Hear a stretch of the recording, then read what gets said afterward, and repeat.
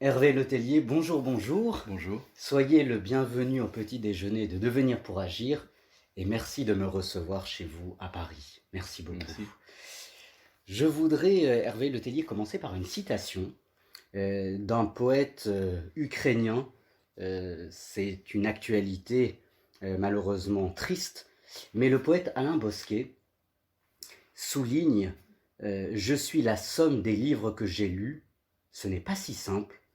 Je suis aussi la somme des livres que j'ai refusé de lire. Voilà, Hervé Letellier, comment Alain Bosquet se présentait quand on lui demandait qui il était. Et vous, Hervé Letellier, qui êtes-vous? Il n'y a pas beaucoup de livres que j'ai refusé de lire. Il y a beaucoup de livres que j'ai commencé et que j'ai abandonnés. C'est peut-être la même chose. Euh, je suis indubitablement la somme des livres que j'ai lus, ça c'est certain. J'ai commencé à lire très tôt, pas forcément bien d'ailleurs. Je me souviens d'avoir lu La Peste à l'âge de 12 ans comme une histoire de rat qui envahissait la ville, donc je l'ai presque lu comme un livre d'horreur. Et j'ai dû le relire beaucoup plus tard pour comprendre de quoi parlait Camus. Donc je suis sans aucun doute, oui, la somme des livres que j'ai lus, avec le regret de sans doute devoir quitter cette planète avant d'avoir lu tous les livres que j'aurais voulu lire, et certainement tous les livres que j'aurais dû lire. Euh, Récemment, j'ai découvert des auteurs que je connaissais très mal, et que j'aurais sans doute dû lire beaucoup plus tôt, mais je pense que c'est le lot commun, mais parfois, on achète une sorte d'œuvre complète, un gros quarto ou une Pléiade, et on commence à lire un auteur qu'on n'a jamais lu, et on découvre à quel point on aurait pu se nourrir de lui beaucoup plus tôt. Moi, j'ai commencé vraiment à lire trois auteurs de manière intense quand j'avais 14-15 ans, et qui sont respectivement Sartre, Hmm. vraiment beaucoup, Gary et Queneau. Ce sont ces trois auteurs-là qui, d'une certaine manière, se complétaient, parce qu'ils ne sont pas dans le même univers. Sartre et Queneau se connaissaient très bien. Il y a évidemment aussi des ponts entre Queneau et Gary, ne serait-ce que par la maison Gallimard. Et c'était des auteurs qui étaient dans trois univers totalement différents. Un univers engagé, un univers poétique et qui annonçait pour moi l'Oulipo, et puis un univers de langue qui était Gary, et qui, d'une certaine manière, m'a servi de modèle pour l'écriture. Enfin, quand je dis modèle, c'est-à-dire que c'est la cheville à laquelle j'aimerais accéder, quoi. Et puis le quatrième auteur qui est venu un tout petit peu après, mais qui est devenu très important pour moi, c'est Italo Calvino, Hmm. qui est un Italien et qui évidemment donc que j'ai lu en traduction, ce qui fait aussi une différence par rapport à une culture française. J'ai cité trois auteurs français, enfin si on peut considérer que Gary est français. Euh, mais simultanément, la lecture de Calvino, qui était traduit par Jean-Paul Manganaro, dans la majorité des textes que j'ai lus, c'était une lecture très marquante, et c'est peut-être l'auteur dont aujourd'hui, avec le recul, avec Gary, je me sens le plus proche. Enfin, Hmm. qui m'inspire le plus et qui, du point de vue à la fois de ses thématiques, de ses méthodes d'écriture, et aussi de sa fluidité, qui est incontestable. Pavese disait de Calvino que c'était un écureuil de la plume, et c'est une définition remarquable de l'écriture de Calvino. C'est, c'est le genre d'écriture dont j'essaye en permanence de m'approcher, c'est-à-dire une vraie légèreté. Dans les leçons américaines, Calvino dit une phrase incroyablement puissante. Il dit la légèreté, c'est pas la plume, c'est l'oiseau. Et Eh oui. quand on est écrivain, on comprend très vite ce que ça veut dire. C'est-à-dire que la phrase ne doit pas être aussi légère qu'une plume, mais elle doit pouvoir voler avec son énergie propre, comme un oiseau y parvient. Donc il faut donner dans la phrase euh, une énergie qui lui permet de se soutenir et ne pas attendre d'un épuisement du vocabulaire une quelconque légèreté. C'est pas là que ça se situe. Ça se situe ailleurs et ça se situe dans l'énergie. Et ça, c'est une phrase de Calvino qui m'a beaucoup marqué et qui est incroyablement juste, je Hmm. crois. C'est-à-dire, La légèreté, c'est vraiment l'oiseau, c'est pas la plume. Hervé Le Tellier, vous venez de définir avec Calvino finalement ce qu'était une phrase. Quelques questions de sémantique. Pour vous, selon vous, qu'est-ce qu'un mot? Quelle est la force d'un mot? Un mot, c'est deux choses. Bon, je ne vais pas revenir à Saussure, mais il n'a pas si tort que ça. C'est insignifiant et insignifié. Mhm. On est toujours pris entre les deux. C'est-à-dire, on est pris entre, disons, le son, qui est un son qui toujours nous rappelle d'autres sons. Quand j'étais enfant, la couleur la plus incroyable me semblait être la couleur vermeille, parce qu'elle me rappelait le mot merveille, et qu'évidemment c'est une altération du sens par les proximités de son. Et puis évidemment un mot c'est aussi un sens, et je repense toujours à cette expérience de vie quotidienne qui consiste à prendre un mot, comme le mot crayon, et à le répéter indéfiniment, crayon, crayon, crayon, jusqu'au moment où il perd son sens. Donc un mot c'est ça, c'est pris entre une sonorité et un sens qui peut se perdre. Et moi je suis toujours pris dans cette ambiguïté, c'est-à-dire que je choisis un mot pour de parfois mauvaises raisons, qui sont des raisons sonores, et qui sont des raisons que je dois questionner lorsque j'arrive au moment de la traduction. Parce qu'évidemment, cette raison soudain s'efface, disparaît, ou au point s'estompe, quand ce sont des langues latines. Et mon traducteur pose d'excellentes questions sur le choix. Et je me rends compte que aucun des mots de sa langue ne va me convenir, parce qu'en fait, j'ai choisi pour une autre raison. Ceci est vrai aussi pour la phrase et pour son balancement. Hein. Donc un mot, c'est ça, c'est quelque chose qui a son sens et qui est autonome. Il y a une très belle biographie de Pérec qui s'appelle Une vie dans les mots. Et pour Pérec, évidemment, cette notion de vocable, de mots a vraiment un sens incroyablement puissant, puisqu'il peut décider de se priver d'une partie du vocabulaire, ce que je ne fais jamais, moi, sauf dans des hommages relatifs. Mais cette idée de se priver d'une partie du vocabulaire, ça dit quelque chose en fait des mots. Ça dit ça parle du fait que on peut vivre dans un monde de restrictions et pour autant arriver à dire des choses. Et on les dit évidemment différemment. Mais de toute façon, toute la langue est un monde de restrictions, donc c'est pas un problème en soi. Oui.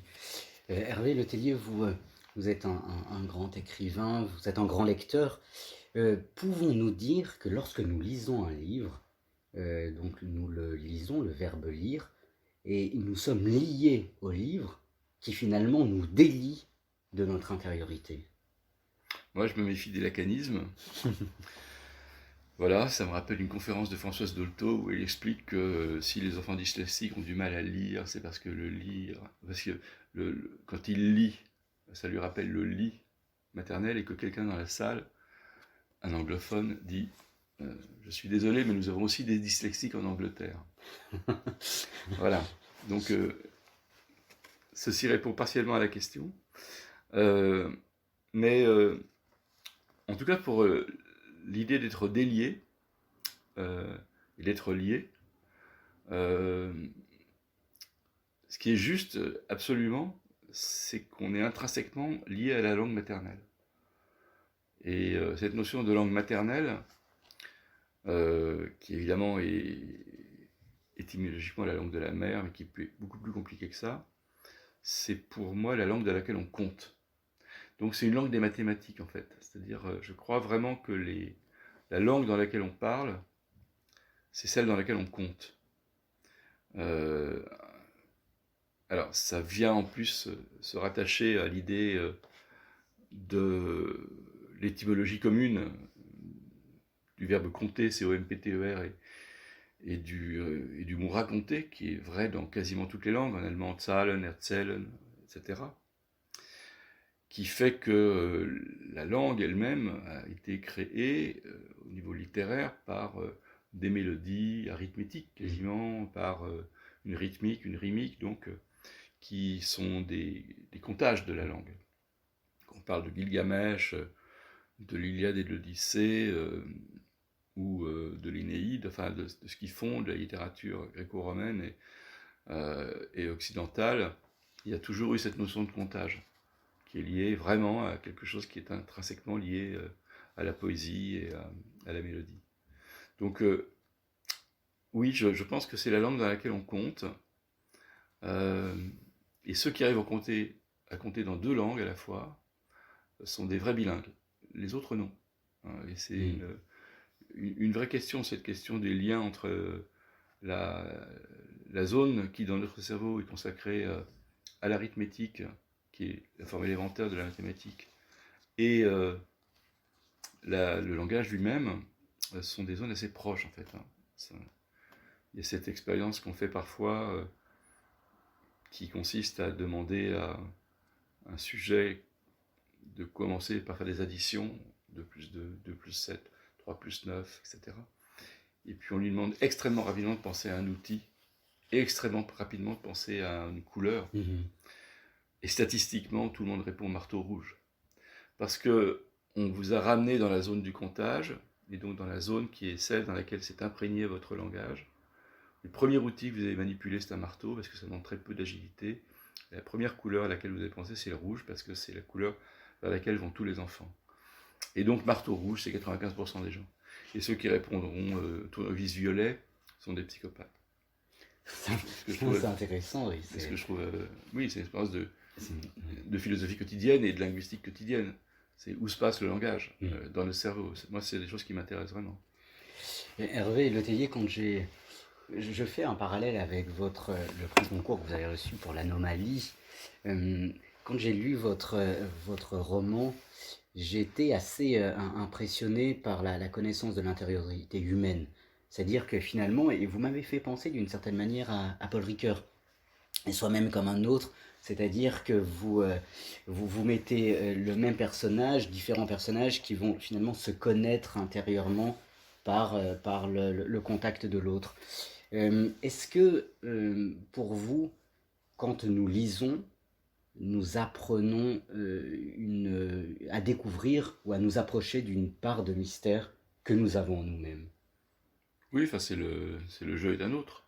Enfin, ce qui m'intéressait dans l'anomalie, c'était justement ça. C'était que se confronter à soi, c'est se confronter à l'altérité intrinsèque, c'est-à-dire on a beau se retrouver face à soi-même dans un livre qui ne parle que de ça, il y a une part d'étrangeté, c'est-à-dire dans cette proximité, dans cette intimité qu'on a avec soi. Et on peut douter de savoir vraiment qui on est. Enfin, il y a toujours une part de schizophrénie en nous. Cette part de schizophrénie, elle est liée, je pense, au fait que voilà, le monde ne nous appartient pas et que celui qui possède un bâton gagne 2 mètres dans sa connaissance du monde. Donc c'est vraiment lié à une question intime qui est qu'est-ce qui se trouve autour de nous et qu'est-ce qui nous définit.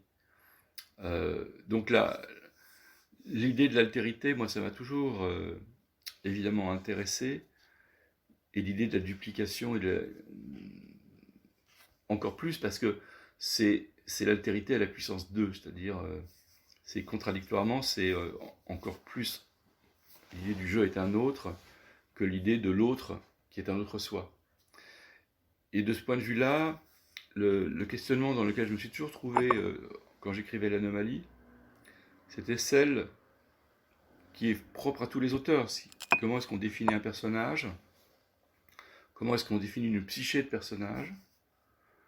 Et quand vous avez commencé tout à l'heure par dire qu'un auteur était la somme de ses livres, évidemment on pense à la phrase de Sartre sur la somme de ses actes, mais quand on fait une biographie de ces personnages, ce que je fais souvent, je leur donne une date de naissance, un lieu de naissance, une fratrie, une histoire personnelle que je ne décris pas forcément, mais dont je sais l'existence.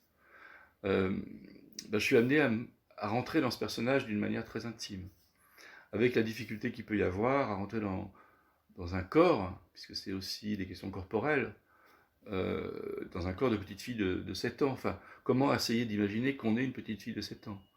Comment imaginer qu'on est un homme noir, homosexuel nigérian? Comment imaginer qu'on est un jeune homme même de 17 ans ou de 18 ans? Donc toutes ces questions Parfois, on fait appel à des souvenirs, et parfois, on fait appel à une sorte d'intimité naturelle qu'on a, d'empathie, qu'on a vers l'autre, qui fait qu'on peut prendre sa place et écrire pour lui. Et tout le travail est là, c'est-à-dire essayer de se dire qu'est-ce qui se passerait si j'étais. Euh, Parfois, c'est plus simple même lorsque l'autre est très loin.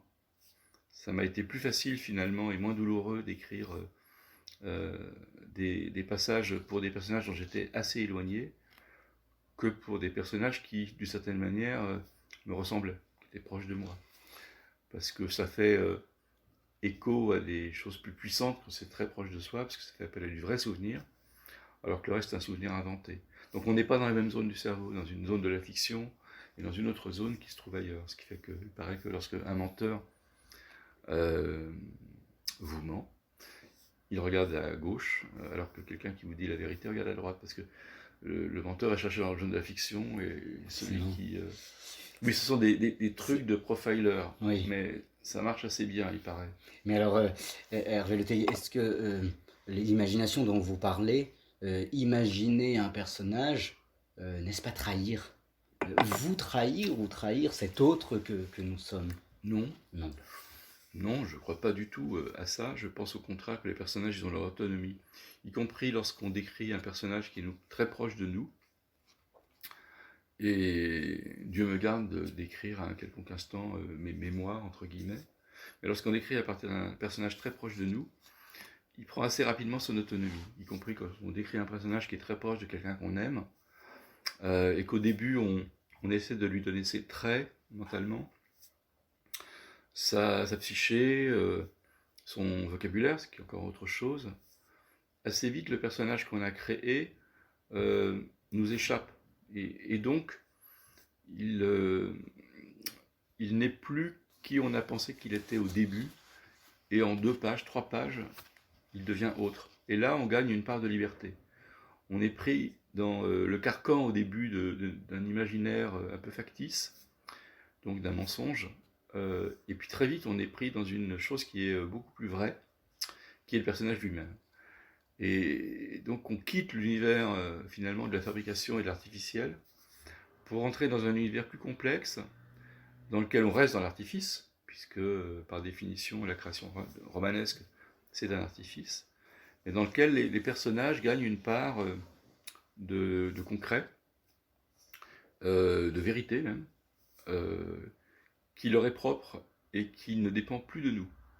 Ce qui fait que, d'une certaine manière, lorsqu'on revient sur eux, à l'occasion d'un chapitre, on a presque l'impression que c'est eux qui nous appellent. Enfin, c'est pas une coquetterie de dire ça. Hein. Ça peut l'être. Hein. En l'occurrence, ça l'est pas forcément. On a l'impression que parfois les personnages sont tellement indépendants qu'ils ont vraiment une vie extérieure à nous, et que c'est cette vie extérieure à nous qui justifie qu'on continue à écrire leur histoire. Il y a 2 choses à laquelle ça me fait penser. La première chose, c'est à une phrase de Queneau qui dit qu'un roman, c'est avant tout une sorte de troupeau de doigts de personnages, qu'avec 2 longues baguettes, on essaie de maintenir dans une direction qui est celle de la fin du roman. Donc évidemment, il y a cette première problématique, qui est celle de conserver aux personnages à la fois leur vie, et simultanément de les garder dans l'espace romanesque qui est le leur. Je pense à un roman en particulier de Queneau qui, à mon avis, représente tellement bien ça, qui est le Dimanche de la vie. Le Dimanche de la vie, qui raconte l'histoire de Valentin Bru, qui part en voyage de noces tout seul. Enfin, voilà, histoire assez formidable. Et puis la deuxième question qui porte, elle, sur la vie des personnages, c'est que ça permet de travailler dans un univers de littérature, de langue et d'écriture, dans lequel on se préoccupe en permanence de faire entrer le discours du personnage dans le texte, et de lui donner cette puissance d'existence à travers sa langue, dans la phrase. Il y a un auteur qui, pour moi, est très emblématique de cette capacité de ce qu'on appelle techniquement le discours indirect libre, c'est Philippe Roth. Et je dois dire que dans l'Anomalie, j'avais en permanence en tête plusieurs livres de Philippe Roth, dont La Tâche, dont pas Portnoy, parce que Portnoy sont complexes, ça fonctionne un peu différemment, euh, mais ces livres-là dans lesquels il a une capacité à faire entrer le personnage dans le paragraphe, et surtout à l'en faire sortir. Parce que ce qui est difficile, c'est pas tellement de le faire rentrer, c'est de signifier au lecteur que c'est fini, il n'est plus là, il a disparu, c'est plus lui qui parle, on est revenu à un autre discours. Donc on est dans les personnages, ce ne sont pas seulement des figures ou des pièces d'échecs, c'est avant tout de la langue dans le roman, avant tout de la langue. Et c'est ça qui est intéressant et c'est ça qui est important. Les très grands, Flaubert, Zola, Hugo, Diderot, ont cette capacité à faire rentrer de la langue qui est celle des personnages dans le texte. Et c'est ça qui va faire que les personnages existent. Il y a parfois une difficulté qui est le côté caricatural. Donc il faut éviter ça, mais beaucoup plus maintenant qu'auparavant, je pense. Parce qu'on est forcé d'en faire moins, on n'est plus forcé d'en faire autant. On est forcé d'en faire moins aussi, mais on n'est plus forcé d'en faire autant. Parce que la langue a évolué, parce que notre rapport au monde a changé, parce qu'il y a le cinéma, parce qu'il y a l'image. Et donc on fait autrement les descriptions de personnages. Mais on est quand même confronté à cette idée que la langue, c'est le personnage. Hervé Le Tellier, en parlant des descriptions des personnages, quand j'ai lu votre roman L'Anomalie, je me suis permis de faire la comparaison avec Nietzsche, avec ce grand ouvrage Humain trop humain. Et ce qui est intéressant, c'est que le chapitre 2, qui est intitulé Comment le paraître devient être, je me suis dit, mais finalement, le roman d'Hervé Le Tellier, ne passons-nous pas du paraître à l'être, c'est-à-dire à cette connaissance de l'humain, de l'humanité.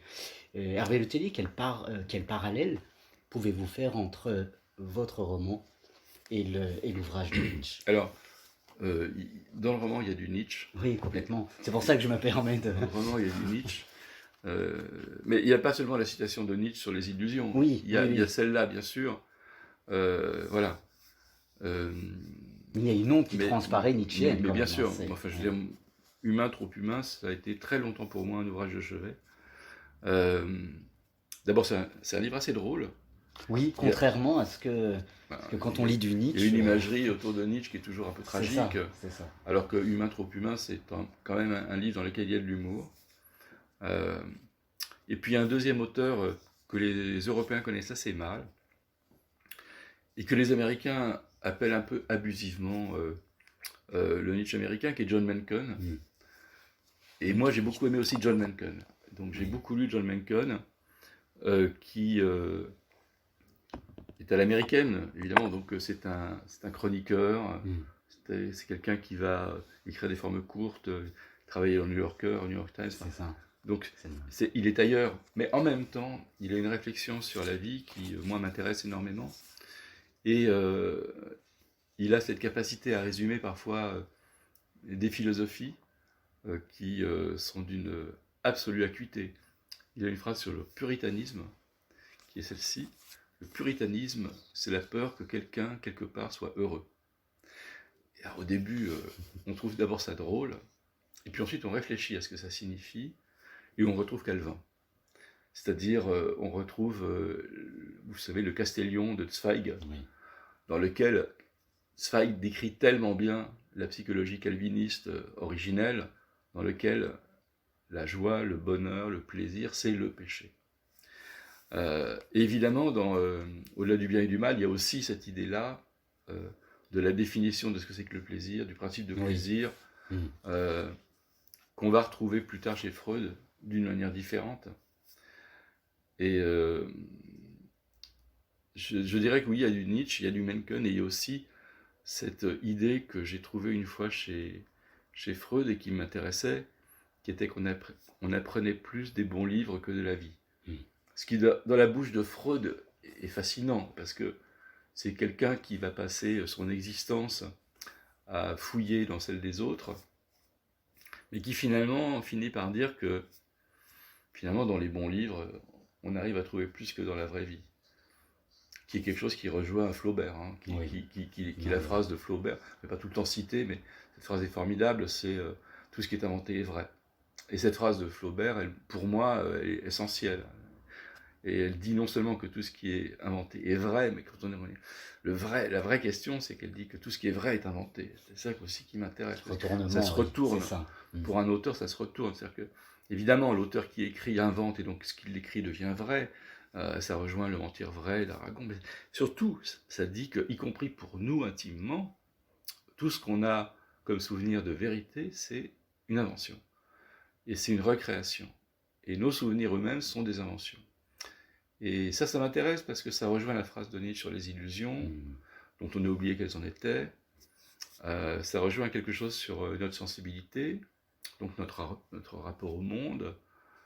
Et c'est très utile pour un romancier d'avoir tout le temps ça en tête parce que ça l'autorise. C'est-à-dire, ça lui permet de travailler sur un univers de fiction sans aucun sentiment de trahison. Puisque tout est inventé et que tout est vrai à la fois, on a tous les droits. Le seul droit qu'on n'a pas, c'est un droit vis-à-vis du lecteur, qui est de se moquer de lui et de le prendre pour plus bête qu'il n'est. Mais sinon, on a tous les droits. À la fois au niveau du récit, à la fois au niveau des personnages et des psychologies des personnages, parce que tout peut arriver à un personnage, comme tout arrive dans la vie. Et on ne doit pas s'embarrasser de questionnements psychologisants. Oui, c'est ça. Il faut éviter le psychologisme, à la fois au niveau de la narration, puis aussi vis-à-vis de la vraisemblance. Tout est vraisemblable, en fait. Tout peut arriver à un personnage, parce que tout peut arriver à quelqu'un vraiment dans la vie. Hervé Letellier, malheureusement, le temps passe. Le temps passe très vite, mais si j'utilise cette expression qui ne veut rien dire, je pense que le temps passe très vite, c'est qu'en lisant l'anomalie, vous avez une conception du temps qui m'a interpellé. De quel temps s'agit-il dans votre roman? Est-ce un temps qui est échappatoire ou est-ce un temps qui est un miroir? Alors, en fait, il y a deux conceptions du temps dans l'anomalie. Il y a une conception du temps véritable, c'est-à-dire physique, Oui. matérielle, qui est une conception du temps granulaire. Comment est-ce que s'écoule le temps? On a cette vision du continu comme un fleuve. C'est ça. Voilà, ce fleuve dans lequel on ne se baigne jamais deux fois, etc. Et puis l'idée granulaire qui est physique, qui est de dire que peut-être qu'il y a des quantums de temps. Peut-être que, après tout, le temps n'est pas si continu que ça, c'est pas seulement peut-être plus compliqué que ce qu'on croit. Et puis il y a une deuxième idée qui est beaucoup plus humaine, qui est ramener le temps à notre propre échelle. Et donc se poser la question, dans quel temps on vit? Moi, c'est une question que je me pose tout le temps, c'est-à-dire à deux niveaux. D'abord, la question de la finitude, qui est une sorte de banalité, un cliché. Oui, bien sûr, notre temps est fini. J'ai 65 ans, bientôt. Donc je sais que dans un siècle, je ne serai pas là. Donc comment ménager ce reste de temps qu'il me reste à moi, petit individu? Et cette question, elle traverse le livre, avec pour moi deux personnages qui sont Misol et Markel, qui d'une certaine manière, l'un comme l'autre, donc l'écrivain qui ressuscite et celui qui n'arrête pas de mourir, qui est Markel. Et puis, au-delà de cette question de la finitude, la question de savoir comment le temps est vécu individuellement par chacun. Je me demande par exemple si le temps objectif relativement à lui-même d'un escargot est le même que le temps objectif d'un chat. Comment se vit la temporalité entre une proie et un prédateur? Les jaguars sont plus rapides que les lièvres. Est-ce que leur temps à eux est un temps plus long? Est-ce qu'ils vivent dans une sorte... Au cinéma, quand on veut rendre la vitesse, on la rend par le ralenti. Ça, c'est une idée géniale. C'est-à-dire que c'est vrai. Cette idée qu'on rend le temps par une relative inversion de ce temps pour finalement simuler quelque chose qui est le contraire, c'est quelque chose qui est très fascinant. Et moi, cette question de la temporalité, donc de la vitesse du temps dans lequel on existe, c'est une vraie question que je me pose en permanence. Je pense que le temps est infiniment lié à la vitesse de notre pensée. C'est-à-dire que si on pense très vite, le temps nous paraît peut-être plus... Je ne sais pas s'il paraît plus long. Il faudrait comparer, quoi. On ne peut pas comparer. C'est ça. Euh, et pourtant, on a tous la même notion du temps. Il y a l'expérience de physique, hein, qui est peut-être connue, hein, mais qui est celle de Galilée, qui veut mesurer la chute des corps. La même expérience a été faite aussi par Léonard de Vinci, qui est que pour mesurer le temps, la clepsydre, donc cet instrument ancien qui fonctionne avec de l'eau, est moins efficace qu'un enfant qui chante. Et lorsqu'un enfant chante une chanson, il a une rythmique en tête et personne ne se trompe. Il chante toujours la chanson à la même vitesse. Et donc on lui fait chanter une chanson pour mesurer le temps que une pierre a tombé du haut de la tour de Pise jusqu'en bas. Et c'est cette unité de mesure qui va servir au temps. Donc en fait, on voit qu'on mesure le temps avec une unité humaine, qui est celle de la rythmique. Et cette idée a été reprise, cette idée de Léonard de Vinci, a été reprise dans un film dont je ne me souviens pas du titre malheureusement, mais qui est un cambriolage, un hold-up, dans lequel deux personnes se séparent, et au lieu de regarder leur montre, ils chantent la même chanson, de manière à se retrouver au même endroit, exactement 53 secondes plus tard, ils chantent. Et c'est cette chanson qui va en fait organiser leurs mouvements, leur permettre d'éviter les caméras, etc. Parce qu'ils savent à quel moment il faut se trouver à quel endroit, non pas en fonction d'un temps relatif, qui serait lié à la montre, mais en fonction d'un temps littéralement subjectif, qui est celui de la chanson. Et voilà, cette question du temps, elle m'intéresse vraiment pour ça.